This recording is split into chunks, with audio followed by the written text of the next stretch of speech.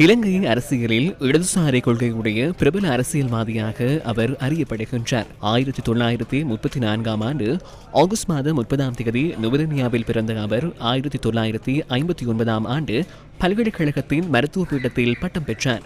1971 ஆண்டு லண்டன் பல்கலைக்கழகத்தில் முனைவர் பட்டம் பெற்ற அவர் வைரஸ் மற்றும் பாக்டீரியா தொடர்பான உயிரியல் துறையின் முன்னணி நிபுணராகவும் பணியாற்றியுள்ளார்.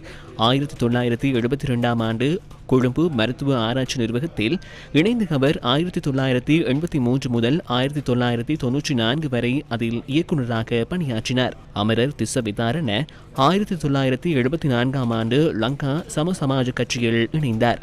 2004 ஆண்டு தேர்தலில் ஐக்கிய மக்கள் சுதந்திர கூட்டணியின் தேசிய பட்டியல் உறுப்பினராக பாராளுமன்றத்திற்கு அவர் தெரிவானார். மேலும் அப்போதைய அரசாங்கத்தில் அறிவியல் தொழில்நுட்ப அமைச்சராகவும் செயல்பட்டார். 2010 ஆண்டு பாராளுமன்ற தேர்தலில் தேசிய பட்டியல் உறுப்பினராக தேர்ந்தெடுக்கப்பட்டார். மருத்துவத்துறையில் அவர் கொண்டிருந்த நிபுணத்துவத்தை பாராட்டி 2017 ஆண்டு அவருக்கு திஸ்ஸவிதாரண வித்யா ஜோதி விருதும் வழங்கப்பட்டது.